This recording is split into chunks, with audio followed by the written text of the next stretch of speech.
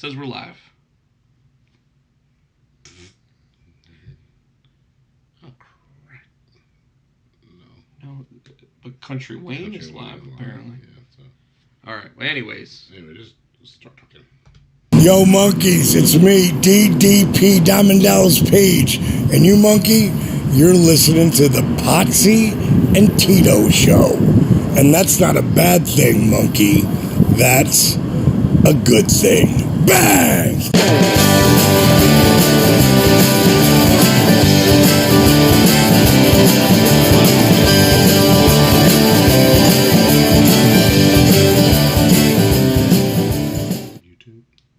Ladies and gentlemen, boys and girls, children of all ages, the Pots and Pans Network proudly brings to you its tag team champions of the world.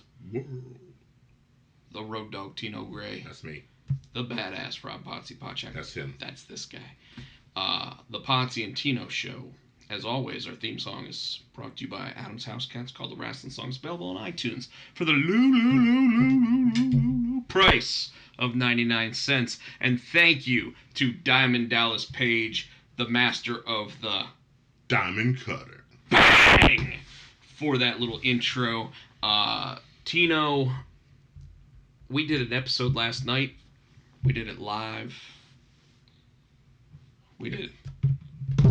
We did it. We did a pretty good show last night. We did a pretty good show last night, and it aired, and it taped. Yes, it aired. On the YouTube. And this one is on the YouTube as well. Cool. And is it on Twitch? It should be on Twitch as well. All right. You want me to check? Well, we're rocking and rolling, yeah. You go ahead and you why don't you start with what's up with you?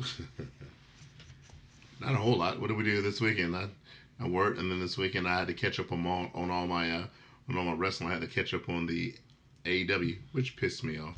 There was something that happened that happened in your family though this week.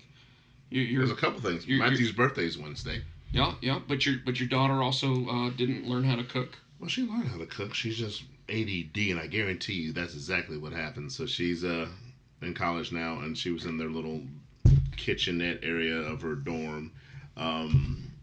She decided that she wanted to make a bacon, egg, and cheese bagel, and proceeded to set off the smoke detectors where the police and the fire department, because the alarms went off, had to come to her dorm. And instead of calling me, because she knows I would rag her, she called Nicole. But I had to see it on Facebook, so of course when I see it on Facebook, what's the first thing I'm going to do? I'm going to call her and rag her. So yeah, that's what happened. She decided that she wanted to cook a bacon, egg, and cheese bagel, and I think that she said the egg dripped on the eye or something dripped. I guarantee.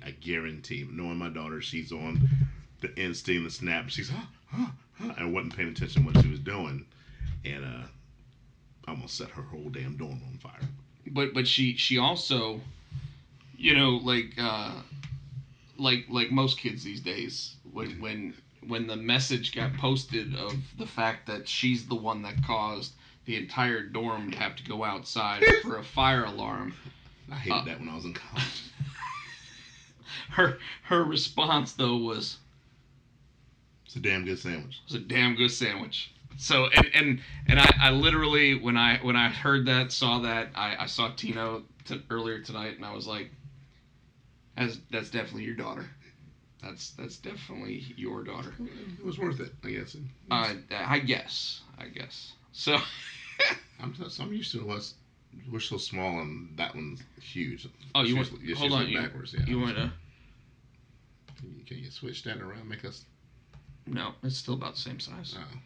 This is the chat one. So this is the one where it says, "Don't be shy. Say hey to your guy. Say." No, don't be shy. Stop and say hi. I don't know. Say hi. Ooh. like Hacksaw Jim Duggan, apparently. There we go. Say hi. You're full of bad jokes. It's still saying that Facebook, for whatever reason, is not connecting, and I'm kind of disappointed by that, because I like our Facebook crowd. We'll have to figure out another way to attach it to. I don't know what's going on. Like Restream works for a couple weeks perfectly, and then all of a sudden you get like a week where it's like, F you. And this is the FU week? But well, last week was the total FU week. Oh my god. So we had an hilarious show. I think the favorite part was your story about how you went home. Oh my god. I laughed so hard. Well, nobody knows what we're talking about. So Tino got to hear. What were we talking about? What even brought that on? We were talking about What's Up With You, and my mom brought that story up. Not on the air, but then you were like, "Oh, I don't think I've ever heard that story." So, folks, I can't believe I'm gonna tell this story again. Yeah, but they didn't get to hear it last week, so. Yeah, but I'm kind of glad. They're gonna hear it now. So Tino got to hear this story, and he literally said that this is probably the funniest story that he's ever heard. So when I was in like 7th grade,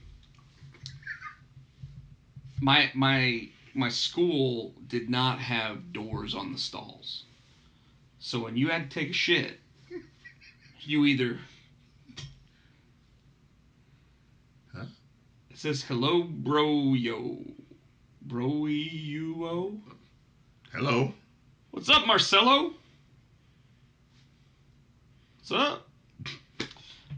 So this is gonna be a story I have to tell, apparently. Yes, please. Keep yourself on the camera, man. Like, make sure you're in picture. Oh, I'm in picture now, man. So yeah, when I was in 7th grade, my school didn't have doors on the stalls for the toilets. So I suffer from something called irritable bowel syndrome. At least they all think I do, because I had to take a crap one day. He's a star from English. I'm from Brazil. Well, hey, welcome to the show, Marcelo. He's American. His English isn't that good either. And yet my English is terrible. Yeah. Terrible. Man, I'll tell you what. No, that's nothing. But thank you for coming to the show. If you can, I see that you're on Twitch. Please follow the show. I'm not going to ask you to subscribe or anything like that, but if you follow the show, every week we like to do this show on Twitch and discuss pro wrestling. But before we do, we like to do this little segment called What's Up With You. And what's up with me is Tino wanting me to tell this story. So when I was in 7th grade, the only bathroom that had a stall door or a door on it was the nurse's office. And one day my belly hurt. Like, I was like, oh, my stomach hurts bad. Oh, I'm gonna. And I went and like, I tried to do whatever I could back then to not go to the bathroom at all in the school, right? Like, because there's no doors on. Well, not even just I didn't like peeing in public, pooing in public, none of that. Oh, like, damn. Now you're in school 8 hours a day. What do you? I used to be able to hold it. Oh my god. But if you had to, you had to. You know, you do it. You do what you got to do, right? Let's try to get you on camera here, because you keep bouncing off camera. So you know, if I had to pee or whatever, yes, I would. You know, but I'd like wait until everybody left the bathroom, and then okay. And then if I was a little late to class or whatever, it was just a little late. But one day I had to take a crap. I mean, and it was bad. Like, you know, like that whole thing, right? And I'm like, all right. So I go to the restroom, and I see that they don't have stalls on the doors. So I'm like, I gotta figure out where to take a crap. So I ran to the nurse's office, and I'm like, I don't feel so good. Can I use the bathroom? And they're like, yeah, go ahead. No, not the first time. Okay. So I go in the bathroom, and when I come out, the entire nurse's office is like, we called your mom, and I'm like, why'd you call my mom? Because apparently you're sick. And they're like, because something ain't right with you. He smelled up the damn nurse's office. I stunk out the entire nurse's office to where they sent trained medical professionals who are used to all kinds of shit. but not that shit. So see, even Marcelo thinks it's funny. But so my mom came to pick me up, and she's like, "I heard you were sick," and I'm like, "No," and she's like, "Well, let me go talk to them," and she went in, and she's sitting there talking to them, and they're like, No, he needs to kill someone. something died in there. Like he's definitely. You need to take him to the doctor. He sold his ass to the devil. Yeah, like Rob's asshole went down to Georgia looking for a soul to steal. But I stole 20. it stole something. And woof. So then, but me being the smart ass that I am, I learned when I didn't want to go to school, and I was told, no, you're going to school. I literally like would go to the nurse's office and I'd be like, my stomach hurts. I need to. And they're like, no. We're just calling your mom right now. For whatever reason, they let me do it like 2 or 3 times. They didn't learn it first. Like, well, maybe that first time was a fluke. Well, I think it's probably because I probably said, if you guys don't let me use this, I'm going to shit myself. Oh, you did say that to them? At some point, I would have had to, right? Oh like you know me, I would have done that. I would have been like, I'm going to shit myself if you don't let me take a shit. Like if I can't do it and they're like, well, why don't you just use like the boys' room or whatever? There's no stall doors. I got no privacy. I can't shit with an audience. Hey, I one of my favorite things is when you go to like a hotel and they got like a bathroom door, but then they got the toilet door too, so that like it's like double protected. I'm married now, so my wife would kill me, and she does it too because she does the same fucking thing. So dropping bombs. If she's in the bedroom, I'm just like the door open having conversations. The only reason I don't do it when she's in the shower is because when you flush the toilet, the water gets hot. So I can't courtesy flush because then on top of the steam. Oh, so you leave it in there? Well, I have to, or either I just don't poop when she's in there. She does the same for me. She'll come in there and like, she'll close the lid. She goes, okay, I won't flush till you get out. What are we saying? I'm loving the show, but my internet doesn't want to load in 720. I apologize for that. I try to do everything I can to give as high quality as possible, Marcelo. Hopefully you're able to at least get the show in some sort of video content. So we're not on 720? No, we are, but their internet is not allowing them to get us in the best quality possible. Hang with us, Marcelo. You don't want to see this in high def anyway. Now when we're talking about taking dumps. No. But yeah, so they finally caught on to it. They basically told me to start eating different, have some fiber. You're making more fiber. You've been regular as shit.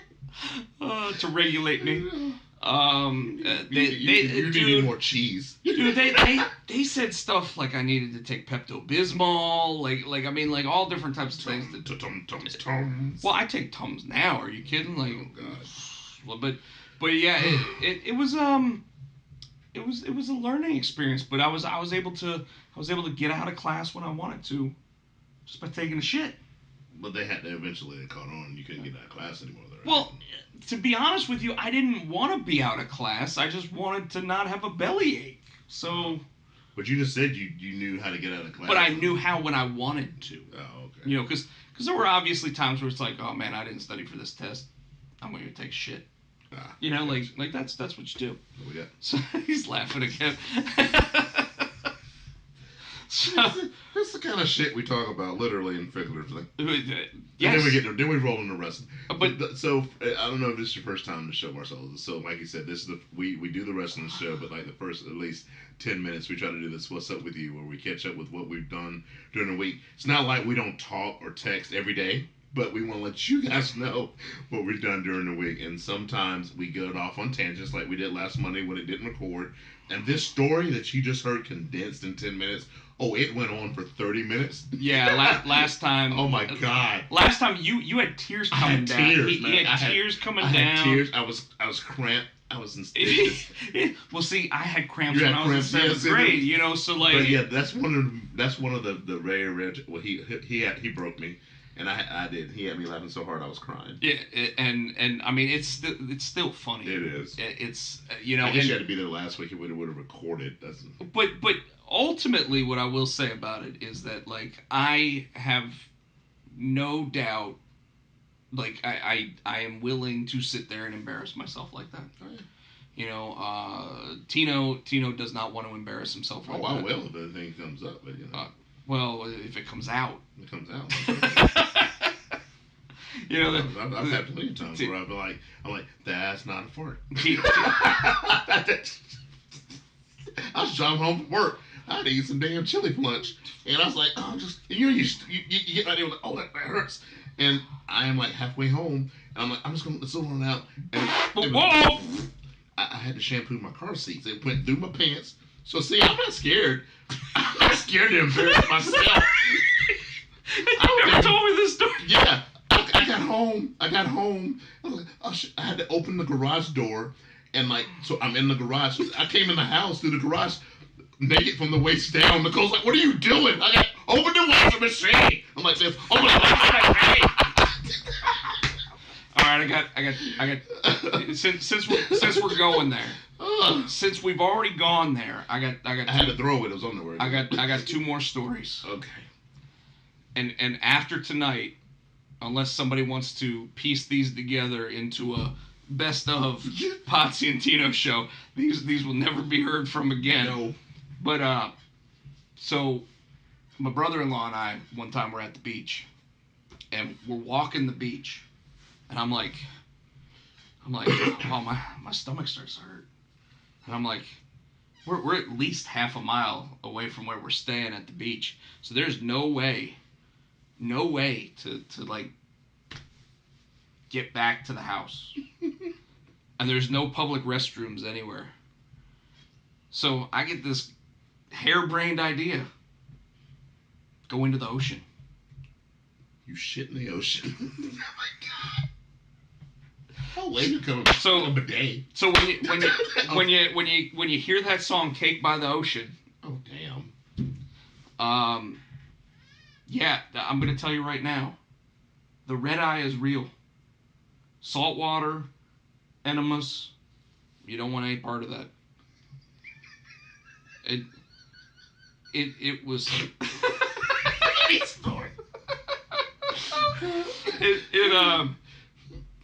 It is one of those moments where like you know how when you go in the ocean and they always tell you, oh, you shouldn't pee in the ocean or whatever, and we all do it because some don't crawl up there. Well, that's what you always hear, right? So I'm like well, I'll just go far enough out, pull the pants down and shit in the ocean. But the water keeps going lower, then it hits you, then it goes lower, then it hits you, then it goes, and the whole time, like, I'm telling you, it's the worst thing in the world, because first of all, you get embarrassed by other people going, what is that guy doing out there? Like, his shorts are off, like, whatever, but and it was early enough to where, like, nobody was really walking the beach or anything, but I tried to go far enough out to where, but then all of a sudden, like, you literally catch, like, a wave that goes and like cuts it off. Whatever you got coming out, just cuts it off, right? And water goes where it's not supposed to. And salt water, I don't know if anybody's ever had a bellyache where all of a sudden, like, they felt like there was sweat in certain places, and then when you wipe and you clean and you do all that, like, the sweat gets in places it's not supposed to, and it just makes you irritable for, like, totally makes you irritable for the, but all of a sudden, I don't think I've ever run as fast to try to get back to the house ever. Now, when we would go to the beach back then, does it clean you out? You shit in salt water? No. I mean, it hurt my stomach so bad that I had to keep shitting.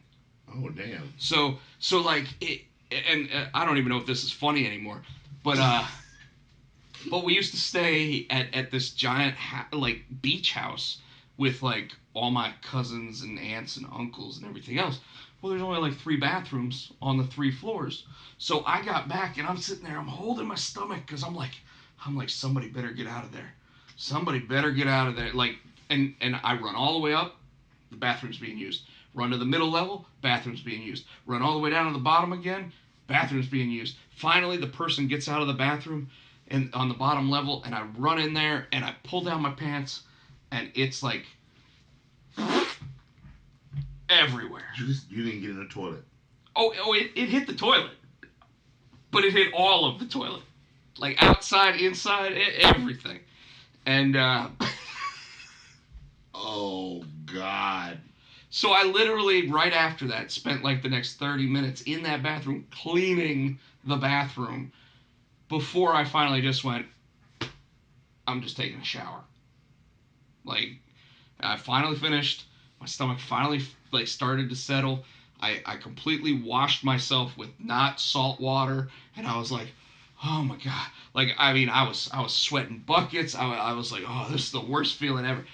Like, so Don't do that again. No, I know better now. Okay. Like I don't even know what made me think it was okay to do it the first time. But oh shit. But then there was another time. And this one's real quick. It was real quick too. So you said that you had to steam clean the car seats. So I had like an upper respiratory infection at one point, and I went to go see my now ex-wife at her bar. And the medication that they gave me for it, they told me. You told me the story. They told me not to have any alcohol. You told me the story. And you didn't believe me. And you know how it is. Like they're like, don't have any alcohol. Like this will be bad. And I'm like, I got a rock hard stomach. I can sit there. I can probably do 2-3 shots. Can do the. I had half a beer, and I don't even think I paid for it. I think I looked at my ex-wife, who was my wife at the time, and I was like, "Can you pay for that? I need to go." And she's like, well, "Is everything okay?" I'm like, "I gotta get home." And she's like, "Oh, okay." And I'm like, I'm holding my belly. I'm like, oh God. And I got about 3/4 of the way home. I pulled off on the side of the road. I waited till I found like this area that was like a wooded area. I literally dropped my drawers, and all I heard was, and I looked, and there was like something that looked like it went about 30 feet. It went from on the ground all the way up a tree. And I was like, I feel so much better. So I was like, I guess I can get in the car and drive the rest of the way home. I went about 4 feet in the car before I had to get out of the car again. Did it again. I'm sitting here going, I can't go home. What in the world is going on? Luckily, I keep toilet paper in the car with me because one time I ended up eating something on the ride home from a long drive and had to use a sock. Uh-oh. That sock did not come home with us. Okay. It stayed in the woods. But some bear was like, "Whoa, no, I'm not touching that sock." But hey, boo-boo. But then like I got back in the car, and the whole time, I mean, I'm crying. I learned a long time ago that what you do when you're in the car and your stomach hurts and you think you got to take a crap, you turn the heat all the way on. And I don't know why, but it does settle your stomach some. And for whatever reason, Never heard of that. I sat there. I turned the heat all the way up. I turned it all the way like on full blast, and I turned it down to my stomach. And I'm like, okay, I'm starting to feel a little bit better. And then all of a sudden, it was like I got about 4 minutes from home, and I mean literally 4 minutes from home, and it was just like, bleh. And I couldn't stop the car, and luckily all I had to do was throw the pants out. There's my three probably most embarrassing stories. You couldn't wash the pants? No. No, I did have one of those stories though that I told you about when I was at work and I was taking that Ally. I think I told that one on the air already though. Yeah, I think that was on there. Discharge. Yeah, the oily discharge. Oh well. Yeah, I just sat and did shipment for my day job in the back room, and I was like, "Yep, not going on the sales floor today." The wrestling. What? Come on, you got to have another one. Oh, I don't think so. What? I'm trying to think. I mean, I probably do, but I can't think of it. I'm sure you got. I'm sure we all got 2 or 3 of them, but they're all of mine. So Marcelo, thank you for paying attention to that. I don't know why I went that far into my personal life. I'm sure I'm a chick magnet now. Like the ladies are gonna love me now. Shit. What? You shit magnet. Yeah, I'm a shit magnet. Yes. No. That's horrible. You're just a love machine.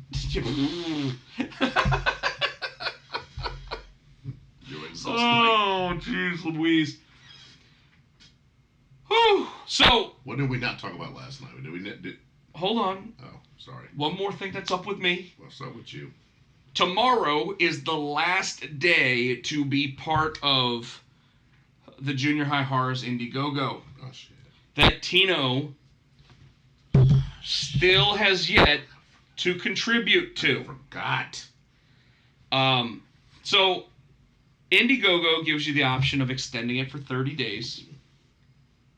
So Eric and I will be extending the program for 30 days, giving people the opportunity to not just participate by helping us fund the project, but also opportunities to win artwork. Like this piece that Nicole Manetta won last week that we did not get to show on the air because we were never on the air. Oh, that's right. I picked the number and everything. Yes, you picked the number. Nicole Manetta won this awesome Frederick the Scaredy Cat drawn by yours truly.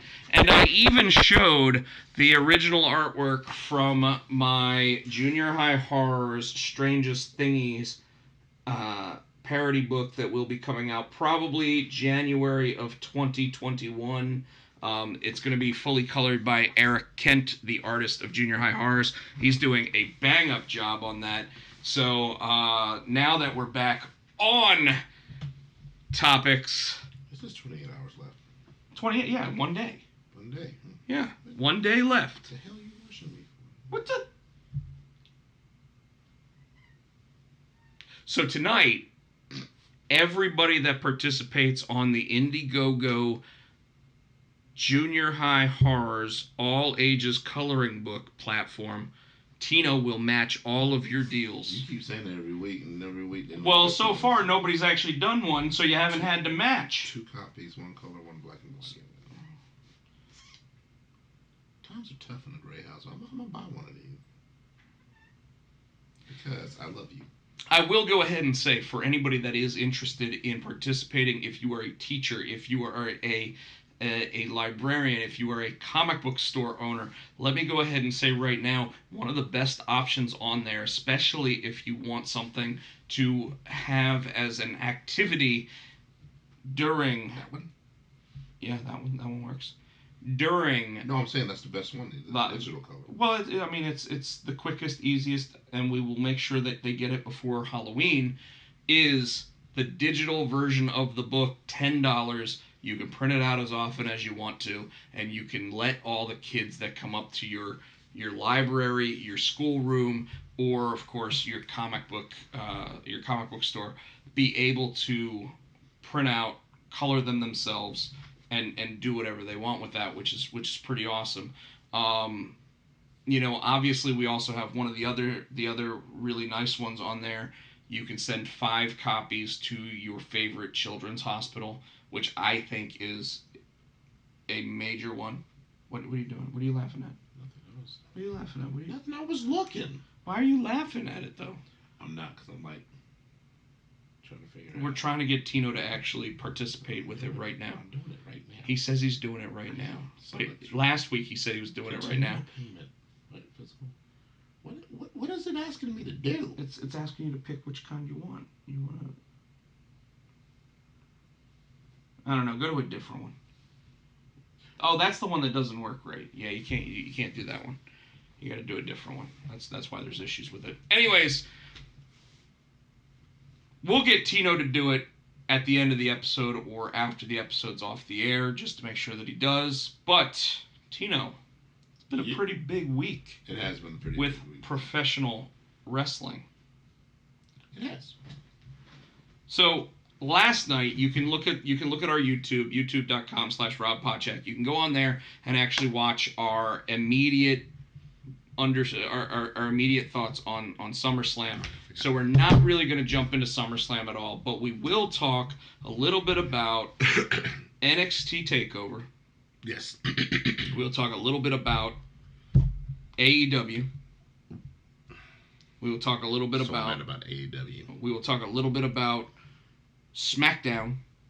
Okay. In the Thunderdome. And Monday Night Raw. And we will. What? Raw. I don't know what that is. Raw. Rizal. We will talk about Monday Night Raw.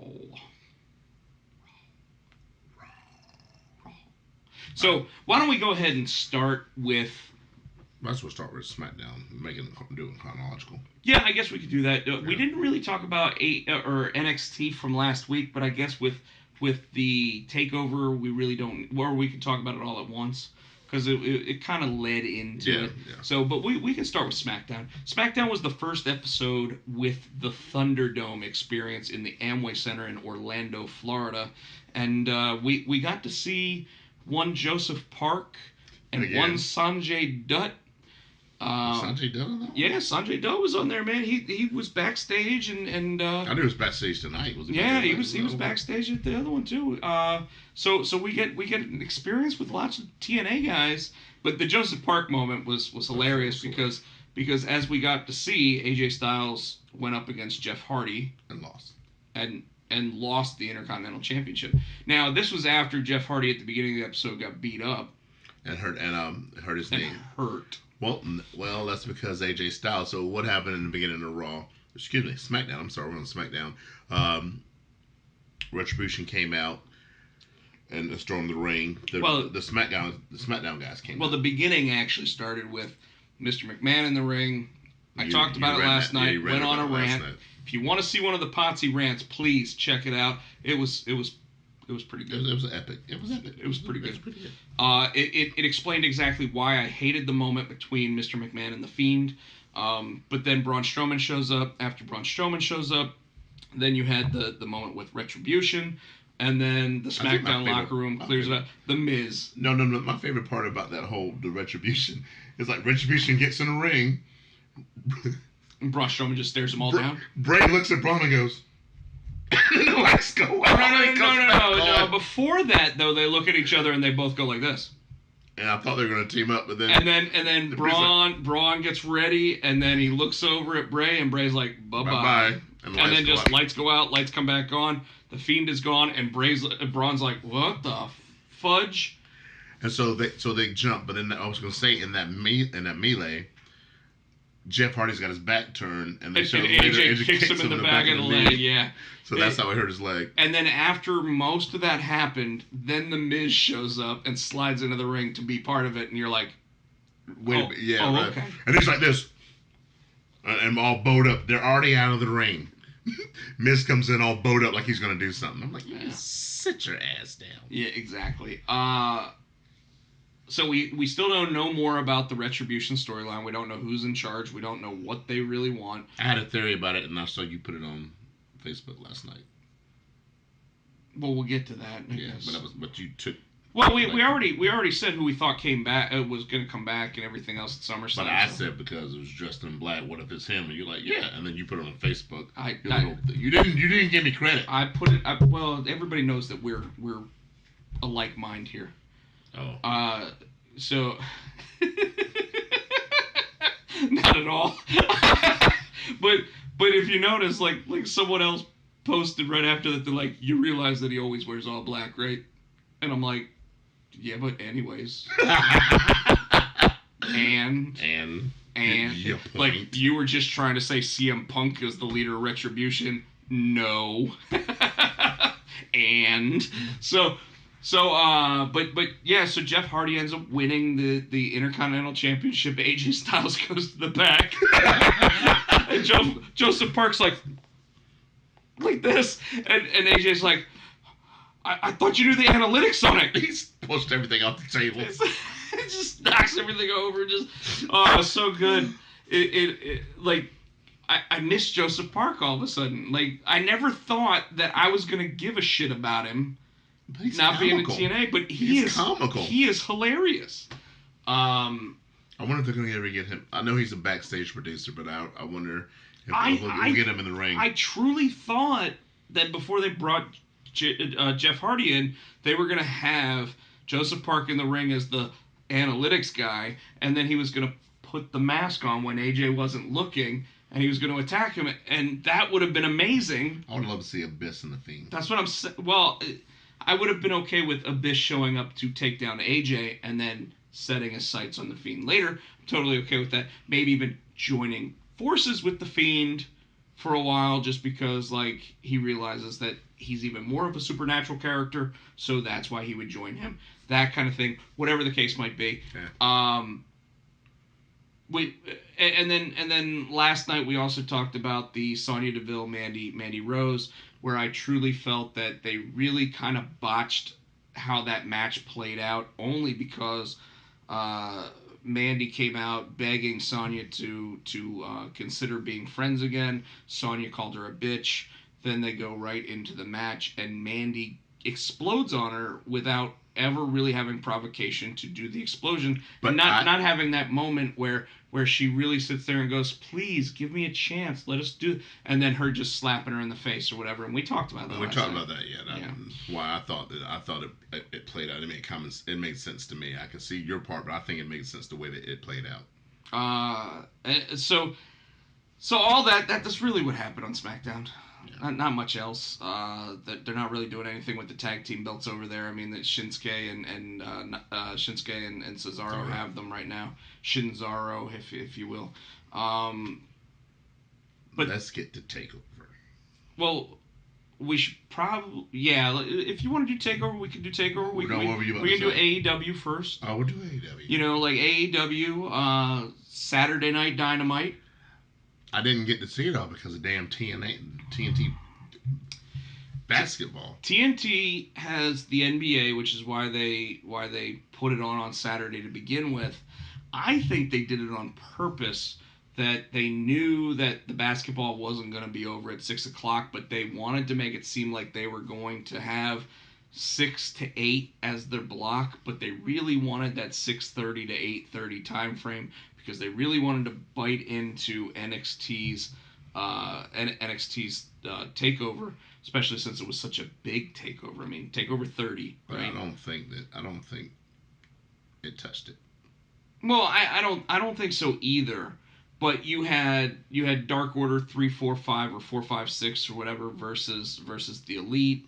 You had Orange Cassidy basically getting waterboarded by Chris Jericho with champagne. And what do you think of this mimosa match? You know what? Leave it to Chris Jericho to take a guy named Orange Cassidy, who they call Freshly Squeezed, and he drinks and him with his little bit of the bubbly, and immediately going, mimosa. If you take orange juice and bubbly and mix them together, you have mimosa. So let's go ahead and create a match where... You see, we said, I'm the guy to create a match with a briefcase and a ladder. I like that little shot he did. But he did. He did. He literally was the one that on screen was the one that said, how about we take a briefcase with a contract, we put it at the top of the building, and of course... But I wonder if he... Like literally, he go to Vince with that. You know what I mean? Like that he. I'm sure he did. I'm sure he did. I'm sure he sat there and said, "Hey Vince, we got all these great guys who don't have anything going on, and you're always looking for something quick to get someone pushed." And Jericho, we obviously know that Jericho's got the ear of McMahon, because another piece of news came out this week. Jericho got all of his copyrights from the WWE relinquished to him. I did not hear that. Not any type of business arrangement that can easily be seen on the internet or anything like that. It literally looks like Jericho put in the paperwork for it. The WWE said, you know what? Go ahead and give them to him. The only one that WWE seems to own at this point is Y2J. So what? But- What but here's did why. they own? Well, they had because WCW. because they had WCW and they had so when Chris Jericho was in ECW, it was Lionheart Chris Jericho. Mm-hmm. Then he became just Chris Jericho and everything else in WCW. But someone still has to file the copyright paperwork for merchandising and everything else, so it typically goes to the company. So the it's a weird partaking because, as you can see, Cody's allowed to use Cody because it's his real name, but Cody's not allowed to use Rhodes because his last name is Runnels in real life. But Dustin can. But Dustin can because Dustin used Dustin Rhodes before WWE filed the paperwork. Because he was the natural Dustin Rhodes when he first started. So that's why there's all this like confusion about whether or not Cody's actually Cody Rhodes, which is what his Twitter handle is, versus just being the Nightmare Cody. But if you notice, whenever they call him Cody and Brandy Rhodes, right? They always make sure that they do that. With Chris Jericho's been known as Chris Jericho since Smoky Mountain Wrestling. So can he go back doing the walls of Jericho? Can he go back and actually use up to date? See, I think that's where like, because it was the Lion Tamer and everything. Like, I think WWE actually copywrote most of the names of the moves, so they still own all those. Even the Lion Tamer? No, the Lion Tamer would be Chris Jericho's from before, just like the Lion Salt would be. I mean, everything that was Lionheart Chris Jericho is all, you know. But he gets to use Chris Jericho because he's been known as Chris Jericho since even before his time with the WWE. So, like, WWE can't hold claim to that. The most common one there was probably Christian and Christian Cage when he went to TNA. They kept calling him Christian, but it's because that was his name. But here's the he was thing Christian too. Cage. I watched something on YouTube today, and it was weird. It was John Cena was on dude with the curly hair. He's a fucking Sam Roberts? No, the dude, the shot jock. Howard Stern. He was on Howard Stern, and John Cena said, John Cena said that WWE owns his name, even though that's his government. So when he goes out and he makes these movies as John Cena, WWE still gets part of it because they made John Cena, even though that's his real name. So as of right now, the John Cena copyright is probably owned by WWE. Just like Hulk Hogan, by the way. Yeah, but that's not his real name. That amazes me. John Cena, birth given name.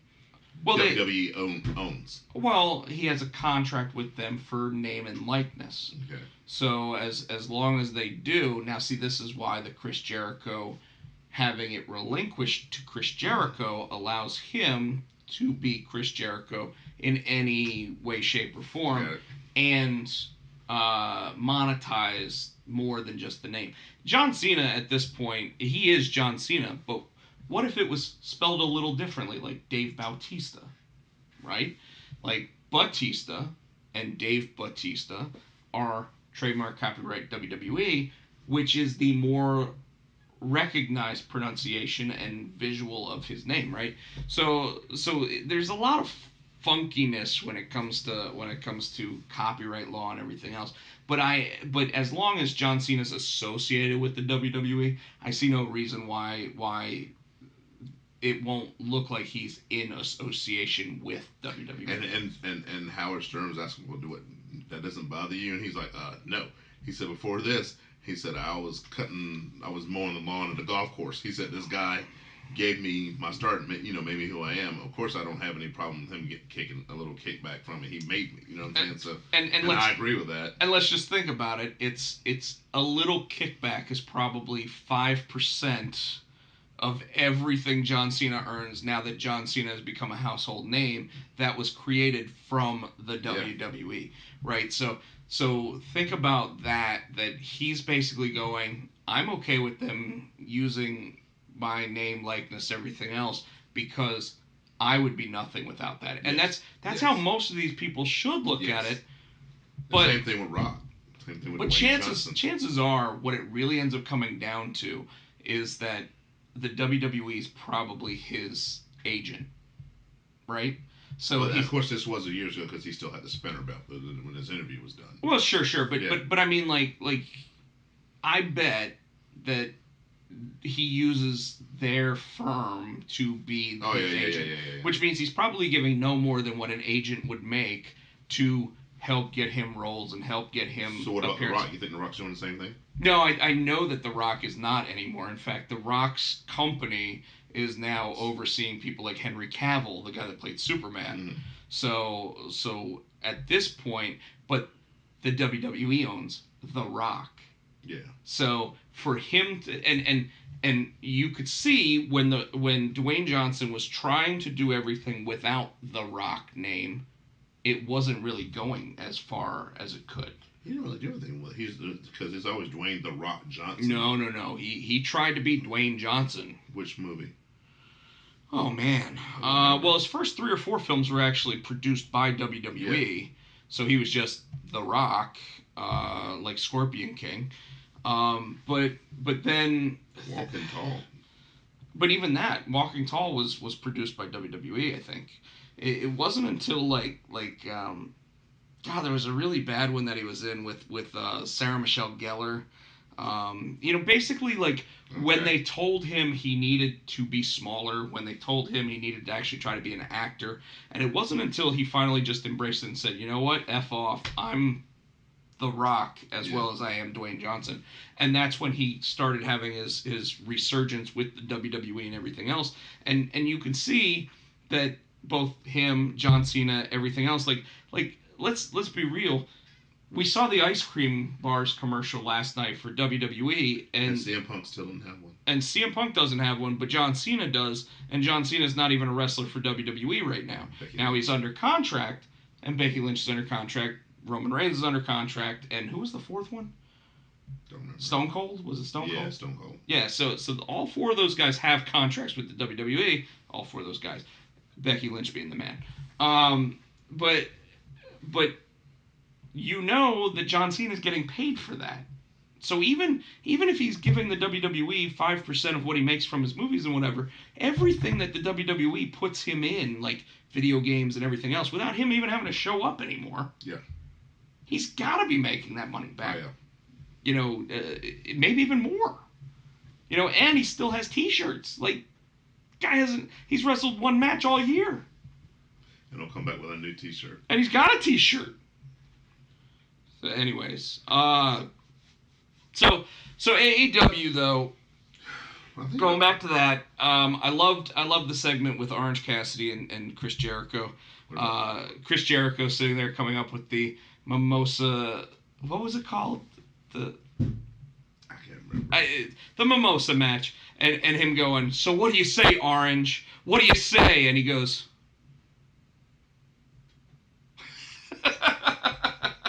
That thumbs up thing. Oh, it's such a worthless thumbs up. And of course, right after that, the Inner Circle comes and beats down the Best Friends and Orange Cassidy. And like I said, it looked like they waterboarded him. Like, I mean, oh my God, they held him upside down and poured champagne in his face. And just kept doing it. And it's not like he said, "Hey, I'm straight edge, don't do this" or anything like that. But I mean, that amount going in your nose and everything, like I can't imagine how sick you'd feel after that. So that was pretty gruesome. With the Matt Hardy thing. What about it? What did you think of that? The Matt Hardy jumping Sammy. Finally getting some revenge for the chair shot. The that was supposed to be a gimmick chair again. Yes. Twice now, AEW really gimmick chairs, really. It was all right. I'm trying to think of things that caught my eye. So I liked the Moxley interview. I liked him actually being able to sit backstage again and drop some bars on MJF and basically say, I'm really hoping, kid, that you are the future of the business. I know something else in that promo. He was talking about how many things and how much people dislike him. He goes, "Well, you ask my wife, and I'm sure she can." So he never mentions her. But the week it comes out that she's leaving WWE, He's allowed to mention her. he dropped her. So I'm wondering if she's coming in or he's just allowed to mention her now because she's not with WWE anymore.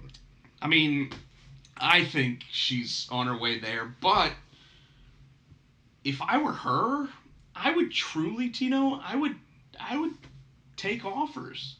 I mean, it's not like she isn't going to have ESPN asking for her services. It isn't like she isn't going to have Fox Sports asking. I mean, she had a late night show on Fox. Yes. So I can't picture that. And in fact, I could even see Fox putting her back on and then having her still work with the WWE. Why not, right? Although I do think Tony Khan's going to make an offer. Yeah.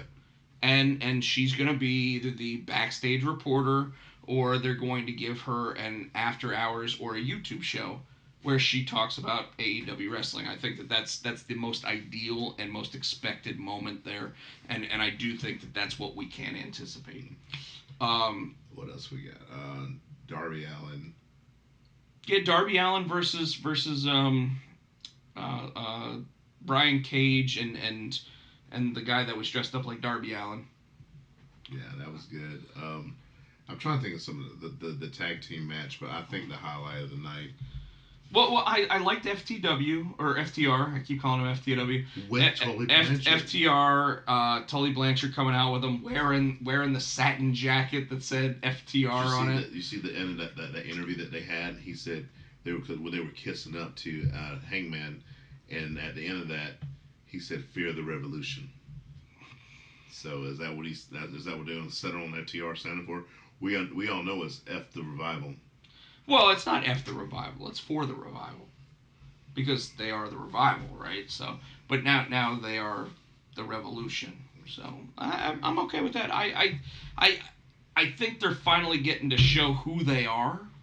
I like them with Tully Blanchard because that also leads me to assume that means Shawn Spears is either with them or they're going to kick Shawn Spears out. Or Tully might be trying to make his own little four horsemen. Well, and that's the other side is that who would be the fourth man? Hangman? Yeah. Who would be so would they have, I guess Shawn Spears be the Ric Flair? No, Hangman would be the Ric Flair. Really? Yeah, if you're gonna have, so think about Fortune in TNA. Who was the Ric Flair? It was AJ Styles. It was your number one. Okay. Shawn Spears would end up being the Arn Anderson, or the enforcer, or the you know who he'd be? He'd be the McMichael. He'd be the Mongo. Because you got FTR, they're your Ole and Arn. There's Ole and Arn, or Arn and Tully, or or so maybe Shawn Spears is the Barry Windham. Okay, and then that leaves the Tully. Paul Roma. So Tully's gonna be the manager. I'm okay with that. Tully's got a lot of fire in him. No, what was the manager? I'm tired. I can't think now. What was the manager of Ward? Who are you talking about? Oh, I thought I said Ward for me. Yeah, it did say Ward. You talking about J.J. Dillon? Yeah, so Tully beat J.J. Dillon. I told you I'm tired. Well, wake up. What are you doing? I don't know. Ward sent something. He sent Ronald McDonald getting beat up apparently. No, that ain't getting beat up. Yeah, that's getting beat up. You know what? I'm not gonna even watch that. That looks like Ronald McDonald taking a bite out of somebody's ass. So all right, let's go into NXT. NXT Wednesday night. So I listened to Busted Open. Okay. And Bully Ray sat there and said that he was hoping, or he guessed that they would do 850,000 views last week. Okay? The ratings. Or... No, the ratings. The ratings for the unopposed NXT on Wednesday night. He said 850. Dave LaGreca said that he assumed that they'd do at least 900,000. They did 853,000 people. So Bully was closer. Bully was right on. I mean, that's like the Price is Right. He would have won the prize. Like he would have won both prizes with as close as he was on that number. But LaGreca made a statement, Tino, that has me wondering. There, is that better? I think that's better. That looks better. Okay. There, maybe we'll even. There we go. Yeah, there we go. Now it's just bellies. So I'm trying to hide. There we go. So LaGreca actually pointed something out to me, and it made me really, like, I was like, holy shit, what if he's right? Okay? And I didn't talk to you about this ahead of time, so you're looking as confused as Marcelo is out there in the Twitterverse, or the Twitchverse. And he said, Bully, what if, we know that NXT typically does 700,000 viewers on a weekly basis, right? So getting 850,000 is a 20% increase on top of what they normally get, right? AEW does somewhere between 700 to 900,000 viewers, right? What if, based on how people watch, if they flip back and forth, there's really only one viewer? And it's not there's 700,000 versus 750,000, but there's 50,000 different viewers that watch between the two. And what if, because of that, when the commercial hits, they flip over to the other one, so when the ratings are taking into account how they're watching the shows, they're watching both of them. Yeah, not about that. Me neither. But here's why that's important. What's the most amount of viewers that AEW or NXT has had since October? NXT in their very first hour was over 1 million viewers. Very first hour, unopposed, right? AEW a couple weeks ago had over 900,000 viewers. Okay. When NXT still had 700,000 viewers. But if, in fact, there was not actually 1.6 million viewers watching, and it was only 900,000 total viewers watching, that means 200,000 people more were watching AEW, but all of them were still trying to watch both programs. Yeah. So NXT hitting 850,000 viewers still meant that they almost captured all of those viewers. Now, I don't think that's really the case. I do think that there's probably a real wrestling community of about 1.5 million viewers that watches on a regular basis on Wednesdays. Okay? They know that is your wrestling purists watching. So they want wrestling. They don't want Katie Vick angles or whatever else kind of crap you get from Raw or SmackDown or whatever. So Bully Ray was saying that your goal there should be hitting 1 million viewers. If you're unopposed, your goal should be 1 million. If you hit less than 1 million, it's a disappointment. Now, was NXT a disappointment last Wednesday? No. The show delivered. The show delivered on every aspect that show's supposed to deliver on when you take into account that it was a wrestling show that led to the pay-per-view. It did everything. It hit its marks. It hit its cues. It got you thinking that Pat McAfee versus Adam Cole was a big match. It got you thinking that the North American title ladder match was going to be stellar. It got you thinking, holy crap, now we're getting Finn Balor versus Thatcher. Yeah. It got you thinking that Keith Lee versus Karrion Kross truly is Rocky IV. Right. It got you thinking all of that. It got you thinking Io Shirai really needs a staple win to really show that she deserves to be the women's champion, and that Rhea Ripley needs to be a focus in the division. Yes. It got you thinking all of those things. But then Bully asked one specific question, and he's not wrong. Was it fun? Was what fun? The episode. Did you have fun watching it, or did it just hit all the marks and be a good or great wrestling show? I had fun watching it. Did you? Mm-hmm. Or did you just sit there and go, damn, that's a damn good wrestling show? I mean, I always enjoy watching this. You always enjoy it, but What do you mean by fun, man? Like, did you come out of it going, wow, that was fun? The answer is no. No ever come out of Jericho and Orange Cassidy. Everything they've been doing. Has that been fun? Yeah. It's been fun. Right? FTR sitting there jerking around the elite back and forth week in, week out. Hell, them giving that spike pile driver to the guy from to Marvel Express, he gave it to Ricky Morton. Yeah. You know, like, that was fun. Hell, Sammy Guevara sitting there during those moments where it's the commercial going on, and Sammy Guevara knows you can't hear him, so he brings out the cards and he's giving you cues of what he's actually thinking. That's fun. So they are catering to different audiences. So what Bully Ray said that they should do on NXT unopposed is figure out a way to have fun. Because I'm going to tell you, the closest thing to having fun that NXT does is Cameron Grimes.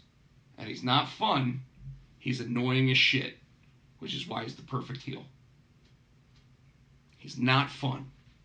Yeah. You know? And I thought he was going to win that title. He came damn close.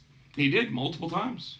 Multiple times. I really thought my boy Bronson Reed was going to. I was not expecting that turnout. We'll talk about it in a minute.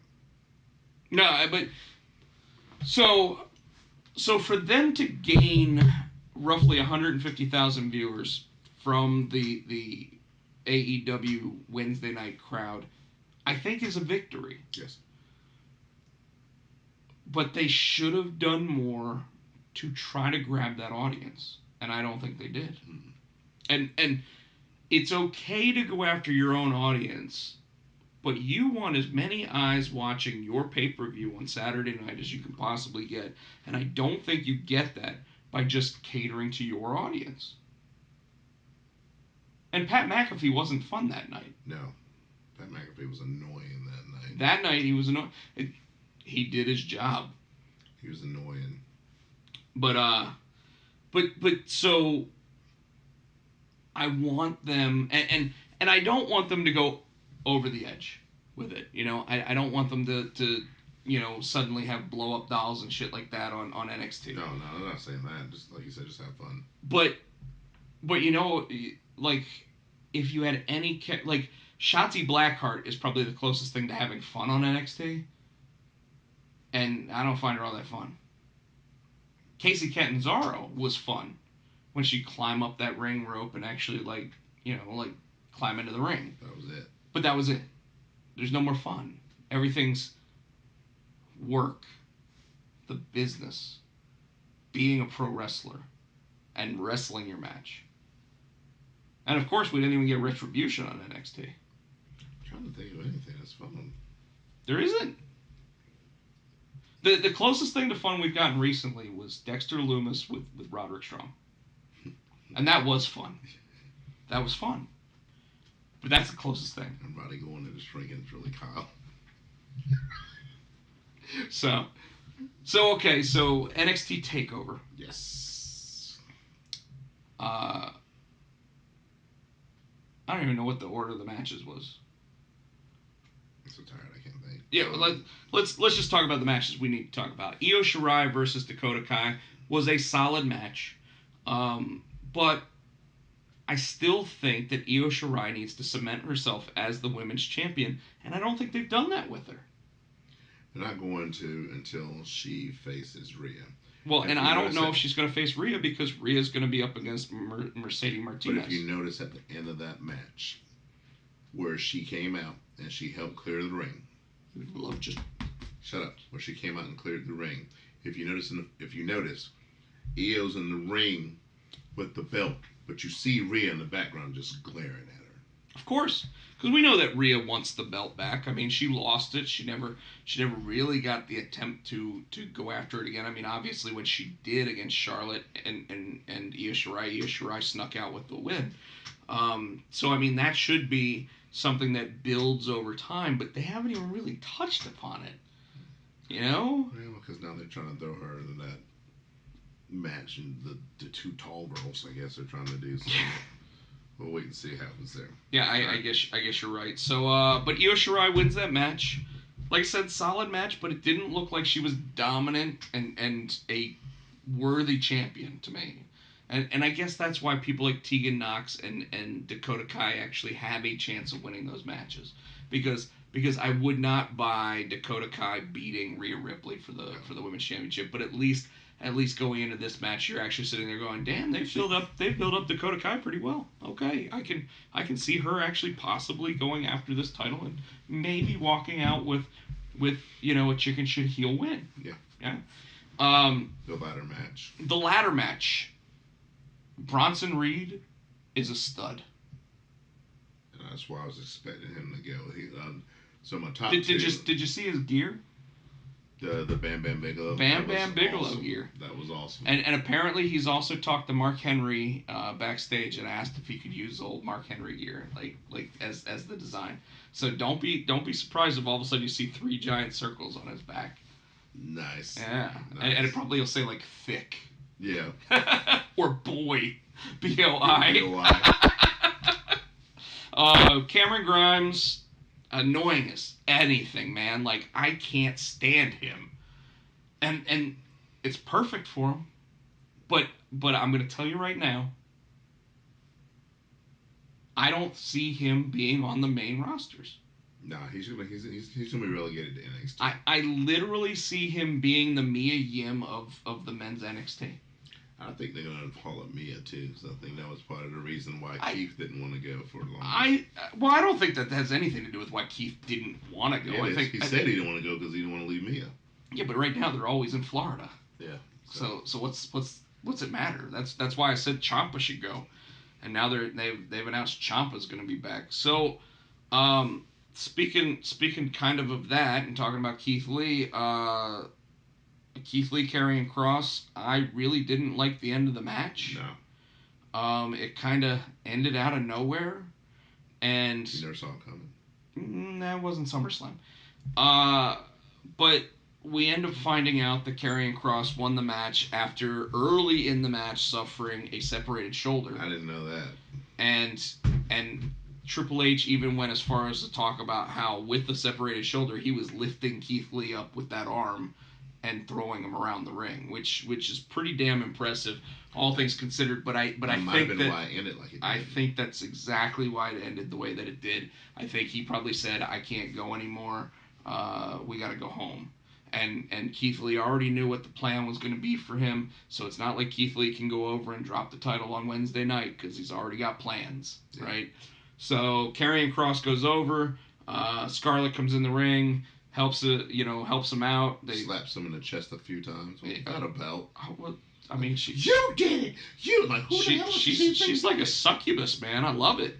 Like I love those two characters. But she's like slapping him like you did. Like, although this was the first time that Karrion Kross was in the ring that I really didn't think that he was that I don't feel pain guy that they've been kind of building him up as with Ciampa and everything. We're like, well, he's hurt. Well, he's hurt, but you didn't see that. You didn't know that he separated his shoulder. But he just looked like a dude wrestling a match to me. Now, granted, he looked like a big dude wrestling a match against another big dude, but he didn't look like that like unstoppable monster guy that he had looked like in the past. And to Keith Lee's credit there, but it still ended up being like the first Rocky versus Drago, stare down and everything, rather than the Rocky finally says, "You could change, I could change, we all could change." You know something? I don't know if you caught it, but I caught it, and it made me think of you, and I laughed when there's one part of that match where Keith Lee had Karrion Kross somewhere like in a corner, and he goes, "I will break him," and he looked across and "I will break him," and I was like, oh, yeah. Well, I mean that was the angle. The angle was Rocky IV the whole way through. I give Mark Henry credit for it. I think he's the one that actually said that that's the way it was being played out. But then, like I said, come to find out, Karrion Kross separates his shoulder. So now we got to see what's going to go on Wednesday night. But they have already announced that Tommaso Ciampa will make his return to NXT on Wednesday. What I say? Well, so you said that you think that they're going to set up a match between him and Karrion Kross, and they'll also drop the belt because he's hurt. And they'll have to. Well, it depends on how long he's going to be hurt, whether or not they can cover it up with not doing certain things. But I said that I felt like it would be one of those moments where to get all of that power back into the Ciampa character, who's now lost his last 2 or even 3 major matches, the best way to get him all of his heat back would be to have him basically be choking out William Regal asking for that match, and William Regal basically giving into it, so that way, at the end of the night, you see Ciampa sit there and go over Karrion Kross by maybe even making it a no disqualification match, and he just kendo sticks him until he just is able to pin him. I don't know, but I don't necessarily like the idea of Ciampa coming back, but I'm okay with it. But because I would rather see him going up against Daniel Bryan, but ultimately I would have rather seen him in the spot that we got to see Keith Lee tonight, because there was already something natural there. But we'll get to that. You know, we're going to try to start moving it along because we've been going for a while now. We've been doing this for an hour, and we don't normally like going for 2 hours anymore if we can avoid it. But you know, we will if we have to. So it leads to an interesting what's going to come now on NXT, because now you have Damian Priest as the North American champion, hanging out in a hot tub with 2 fully clothed women, and Triple H apparently in the hot tub with them. Oh, there's pictures.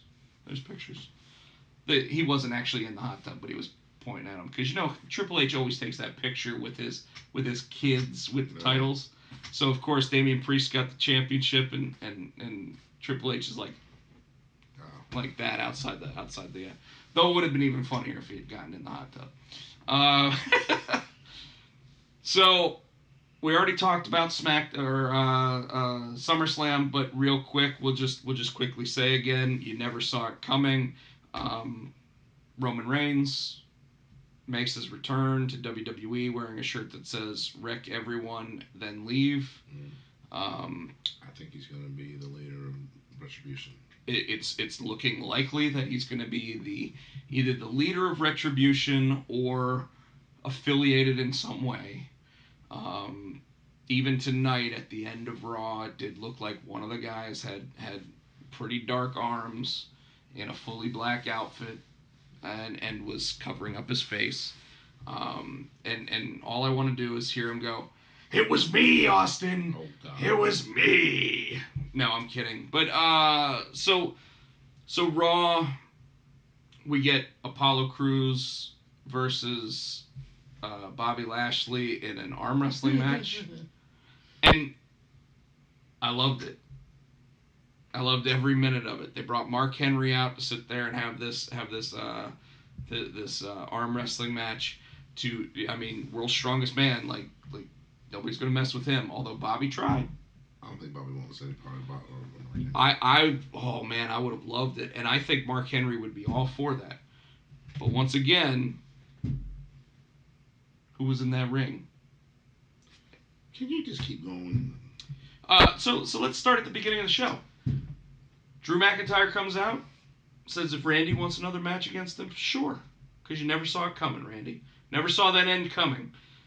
And Randy Orton sits there and basically gets all pissed off and says, "No, Randy didn't come out. Remember? Not at that moment, but he was like, you're gonna give me another opportunity Out of pity. Out of pity." And then Keith Lee comes out, bask in his glory, with new music. I don't like his new music. And a dress. It was shorts. It was weird shorts. And a shirt. He's now wearing a neoprene shirt. Yeah. And Tino didn't like that either. I thought it was weird that 2 days ago he had a full beard, and today he just had a soul patch. He shaves. I mean, Yeah, but why? He looked better with the beard. you shave? I don't shave. Anyway. Come on, I don't. I definitely do not shave. I might trim. But why would you ever? Dude, it's 1:45. Why would you ever get rid of it?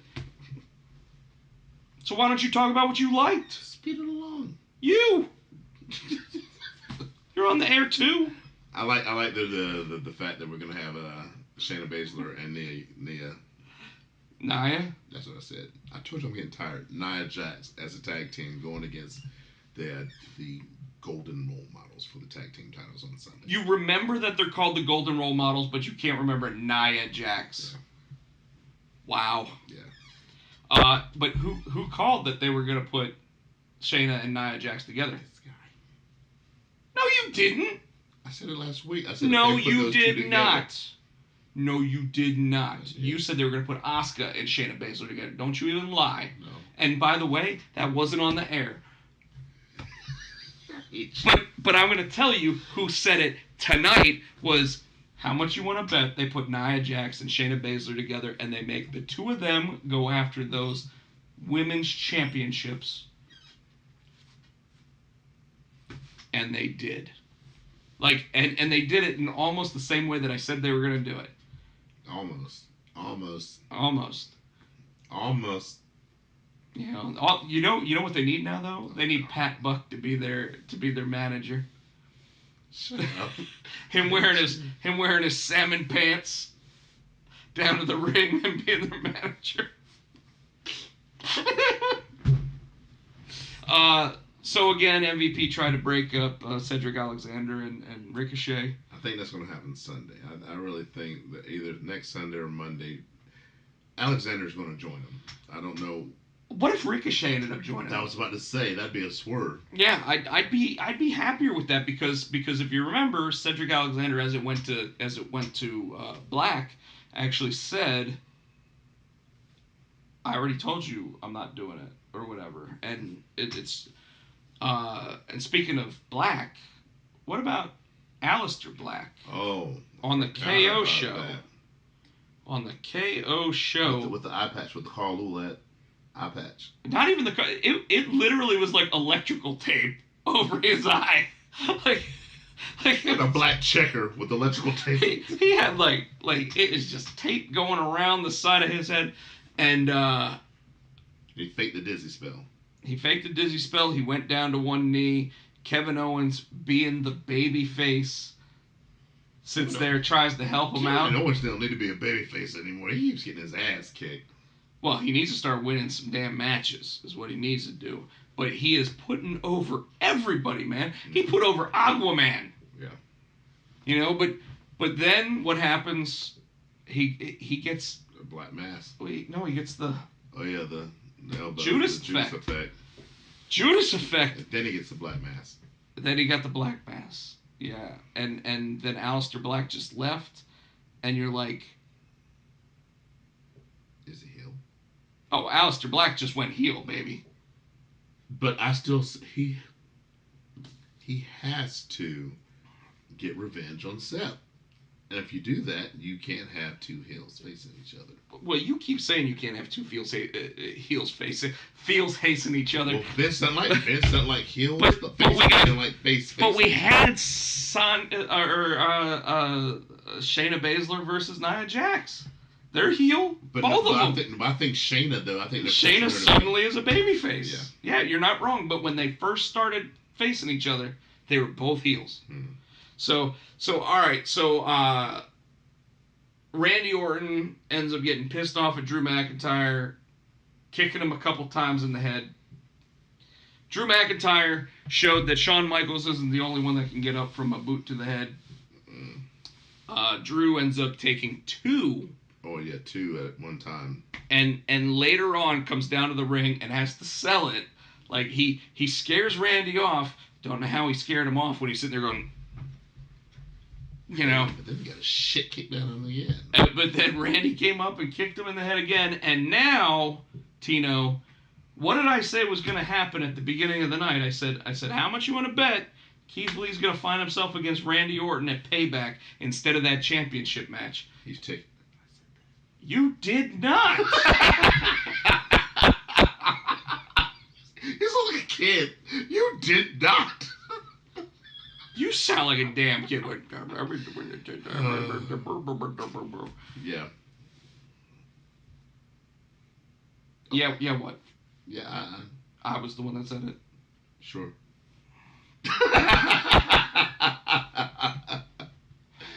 I'm going to find a new partner for this show. Next week, join me for Potsy and Terrence. No.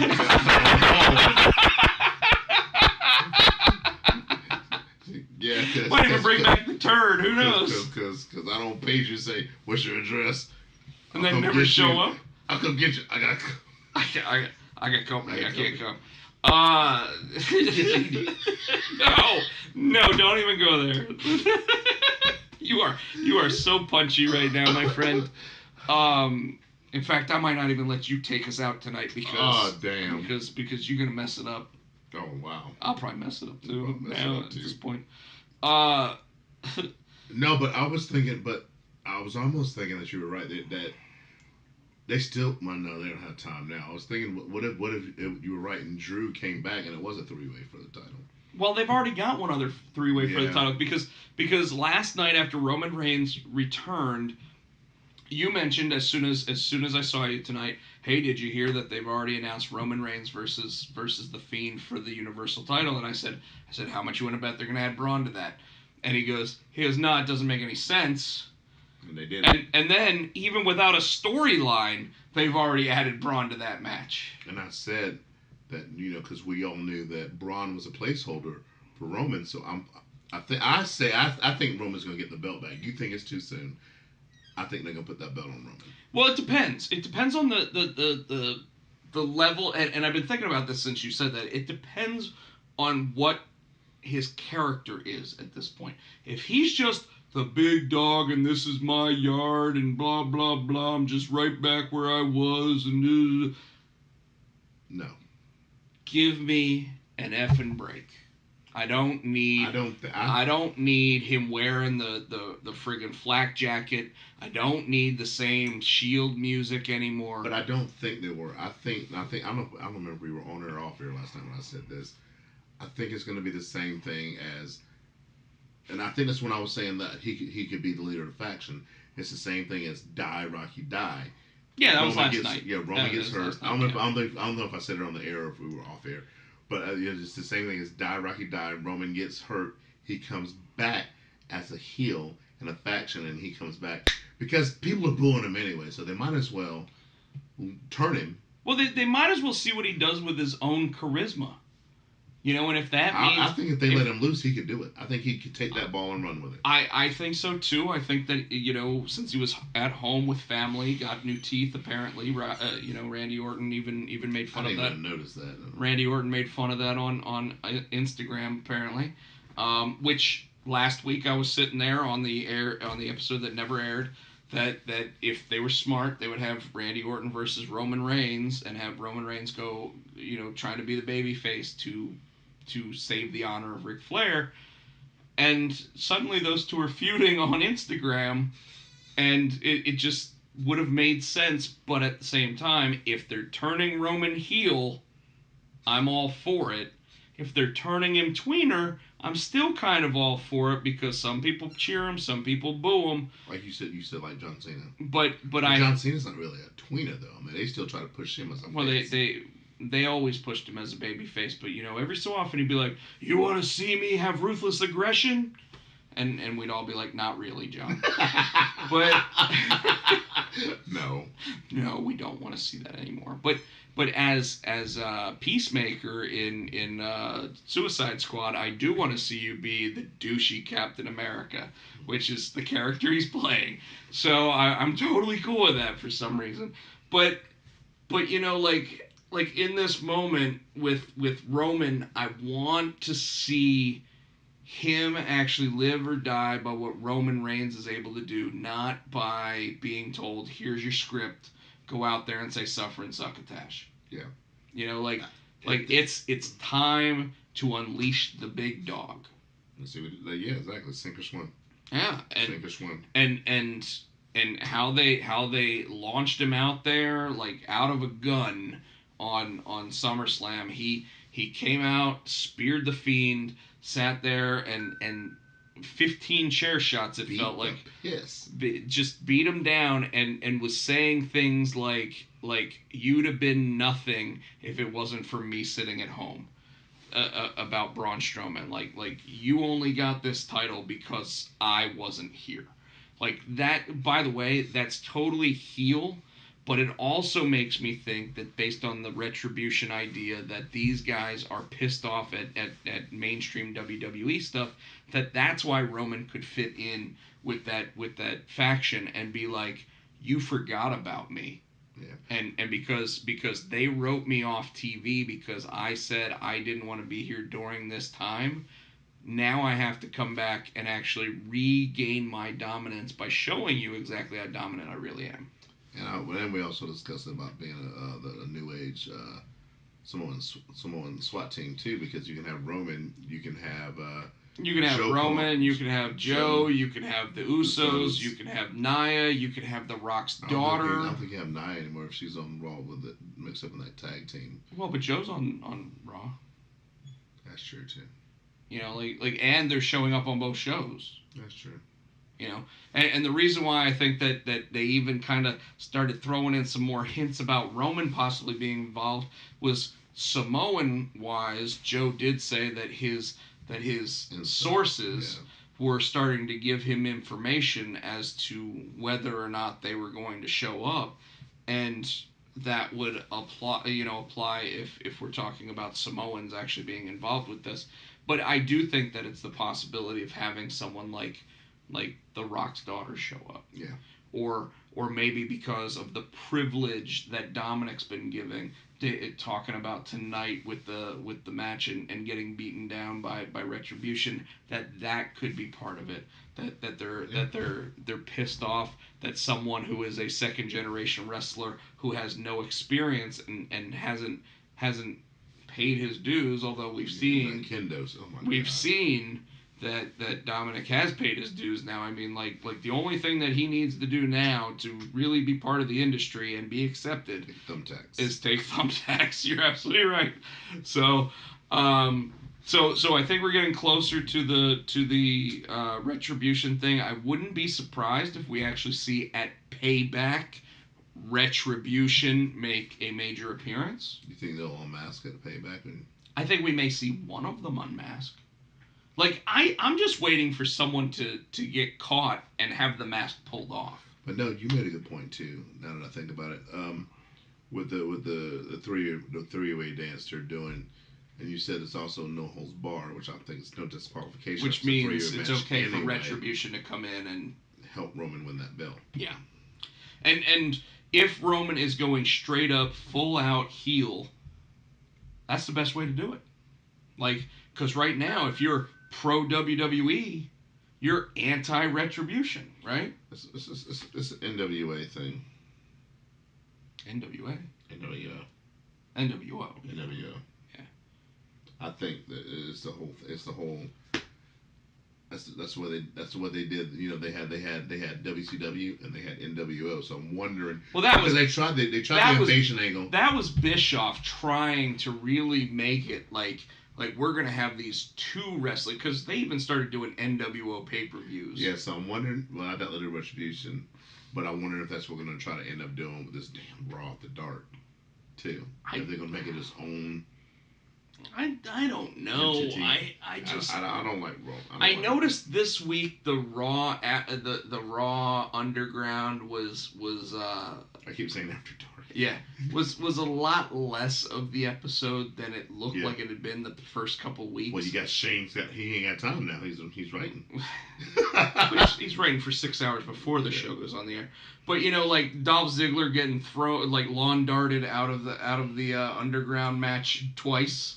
Lashley murdering somebody on TV. Yeah, Lashley literally murdered. Like folks, Bobby Lashley murdered a man on TV. I mean, he had that chokehold. He had him in like a dragon choke, and you just see this guy go And Bobby held on and walked around with him. And he walked around and just dropped him, and he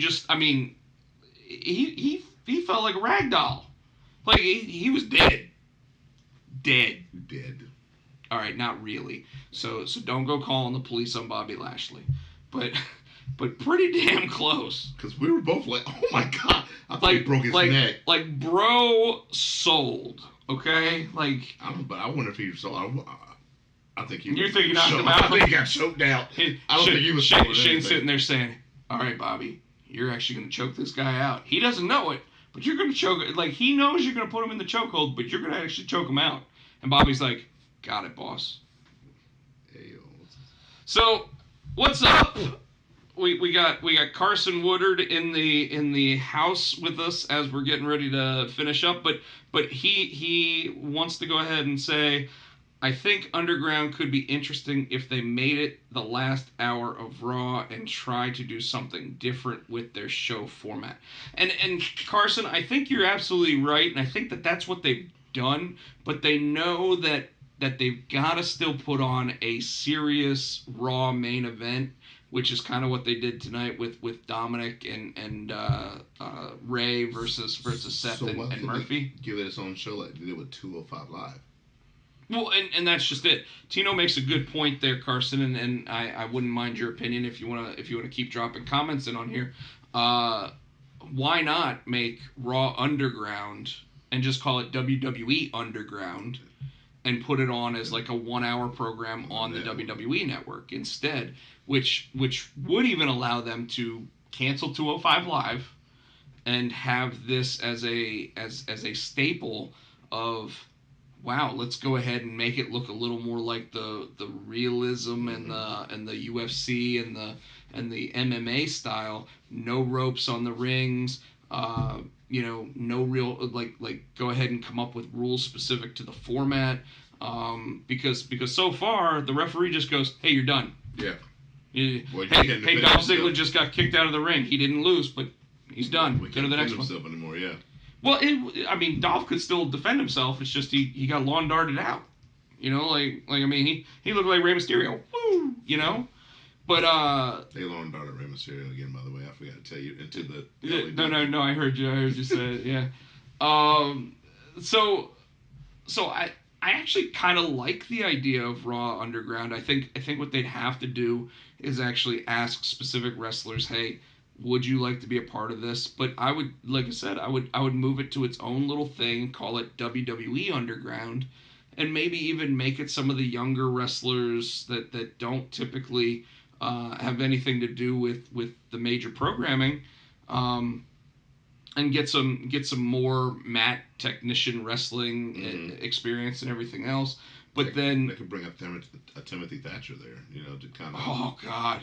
Yeah. Oh, using that Thatch can. Oh my God. Carson replies, that could be fun. That could be a fun idea too. Probably the best thing that could come of not having crowds. Seeing 205 Live in the start of its run airing after SmackDown was sad with the exhausted crowd. You are not wrong. Yeah. However, Tino and I actually got to see Buddy Murphy versus Cedric Alexander put on a clinic for the Cruiserweight Championship. And Carson, I can tell you that match was phenomenal. Like there is no doubt in my mind that if they put on matches like that at all times, it wouldn't matter how exhausted the crowd was.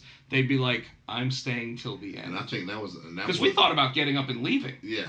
And I don't even think that was that televised. I think that was just like a dark match. No, it was a dark match. It was specifically because we were in Charlotte and Cedric's from Charlotte. No, it was here.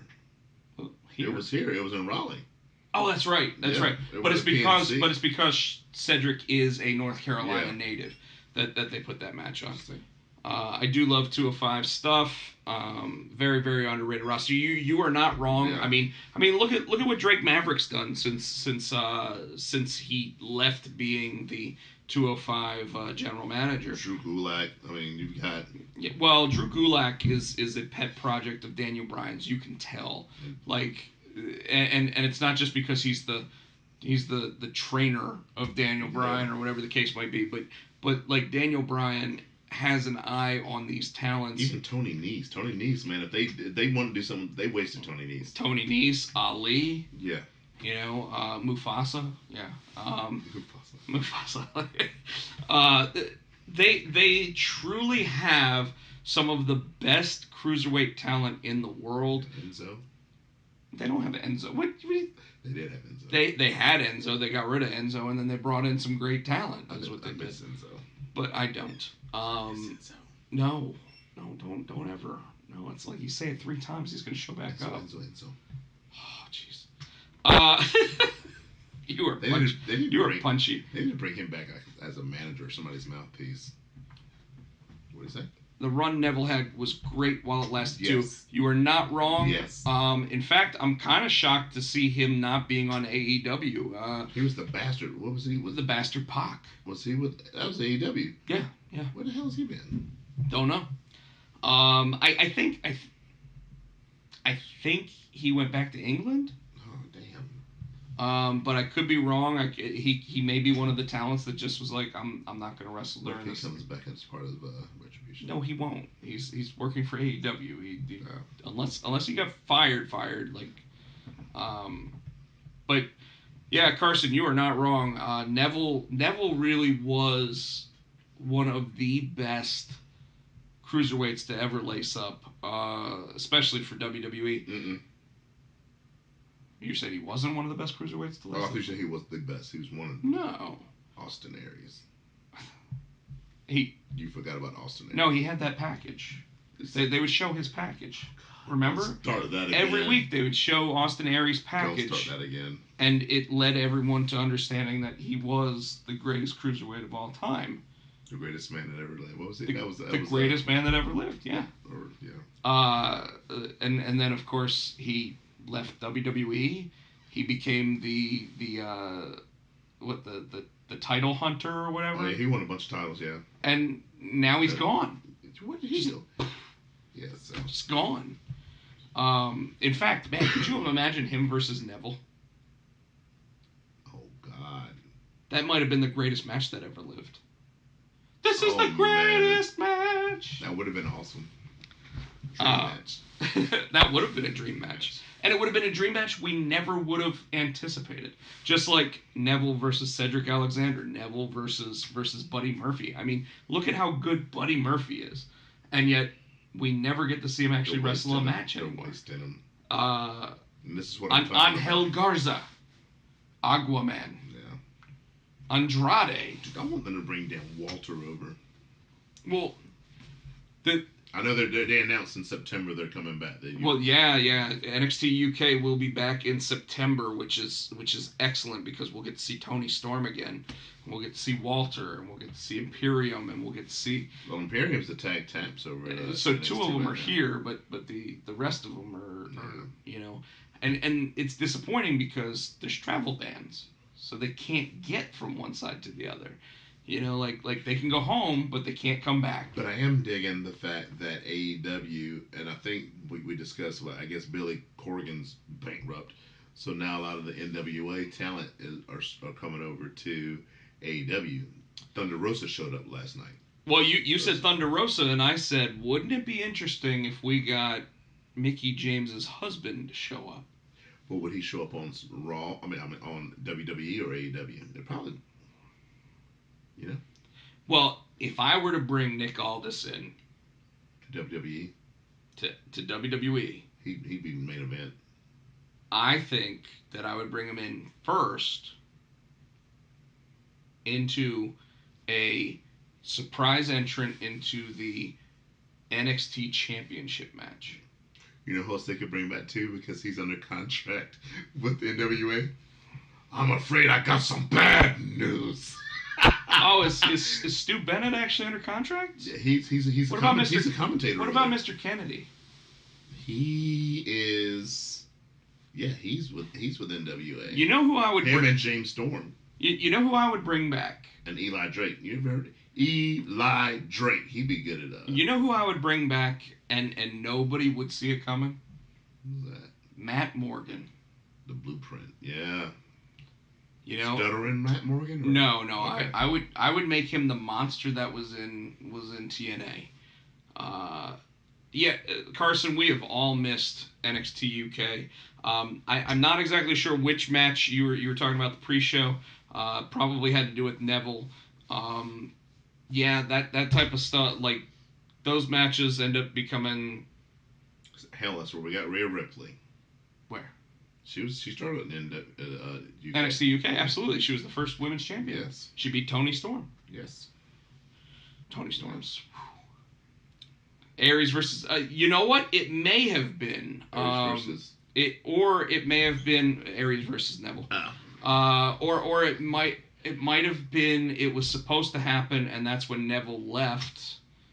Or it could have even been when Austin Aries left. I don't remember off the top of my head. I just know that both of them left before they had like really big matches scheduled. I mean, Neville left as the champion. Yeah. Like he was just like, I'm going home. Deuces. Yeah, well, I mean, kind of surprised you haven't done that yet. I'm about to. It's 110.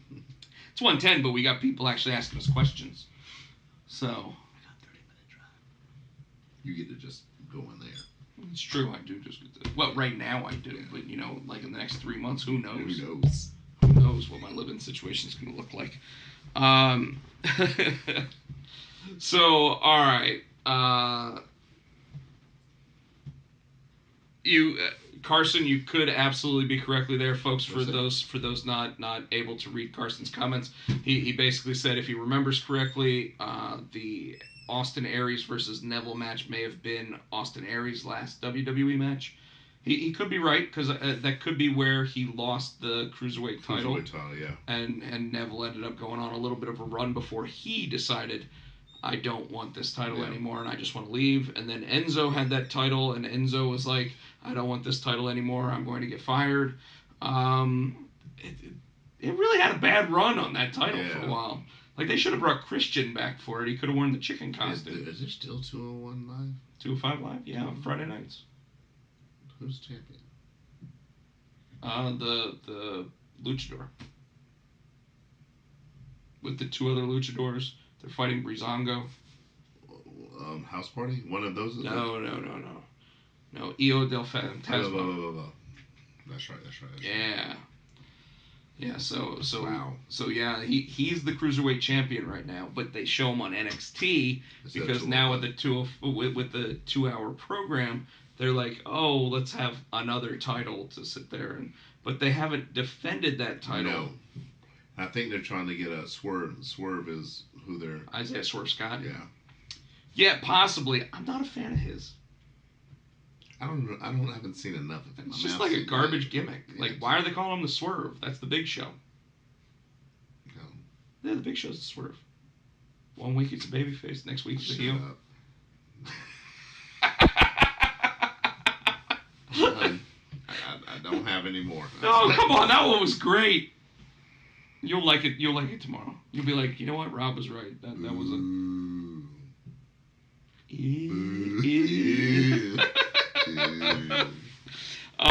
Folks, if you can, let me go ahead and say right now, Carson, if you're out there and want to help us with the Indiegogo, it's Indiegogo search Junior High Horrors. We are still trying to get funded. Tino said that he's going to match your offer. No, I didn't. I'm playing Oregon Trail. He is actually playing Oregon Trail. Show it. It's like the original one too. Put it on the camera. It's the original Oregon Trail. That's amazing to me. Oh, and you die of dysentery. Like, I did already? Yeah, probably. What is the first thing? It's got Hulk Hogan in there, but when you diss him, you die.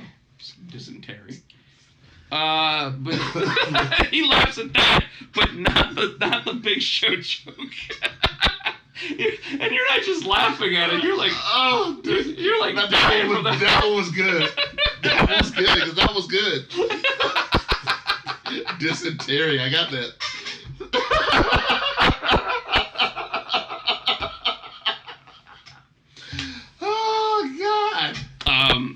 every 5 people that do back. He's still laughing. For every 5 people that do help us with the Indiegogo, I am doing original art. Like I said at the beginning of the show, I got the shits, brother. this was a piece that was won last week by Nicole Minetta. She will actually be receiving it soon. Ooh, yeah. Stinking. What did you? The macho shits. Stinking. Oh, yeah. What are you talking about? Stinking. You know, he goes, I'm thinking. Oh, okay, gotcha. He's like, I'm stinking. Stinking.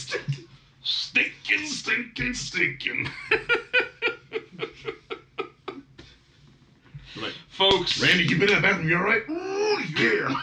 Folks, you can follow him on Twitter at HootieFan91. You can follow me on Twitter at Potchak.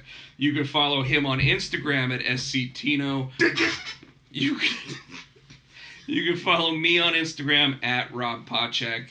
This is sitting here live on twitch.tv/ Looking at the fans, yeah.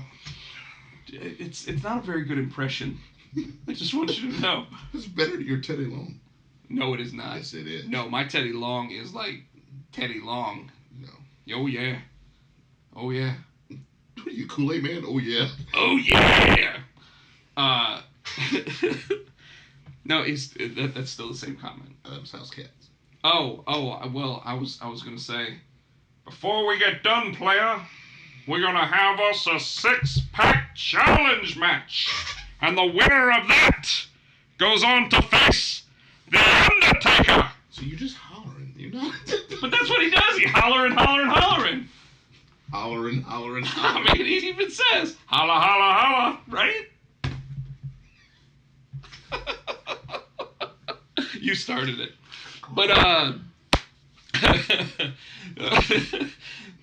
you can catch us. Stinking. You can catch us Facebook.com/Potsy and Tino Show. Our theme song, as always, is brought to you by Adam's House Cat. We really appreciate what they did for us. Brother. I got shits, brother. I really wish I could do a Ric Flair impression right about now. Brother. Because, you know, there's somewhere in Charlotte that he is... On that hill. He is on... Well, he's probably on the shitter right. He's stinking. Brother. No baby oil.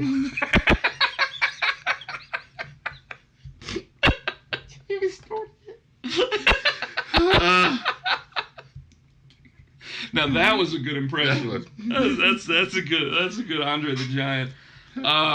Ric Flair. Want to go ahead and thank Carson for hopping in the show towards the end. Marcelo, thank you from Brazil. Like I said, follow the show, subscribe on YouTube. Thank you, baby. We love doing this. We do it every Monday night, except when, for whatever reason, the rolls, baby.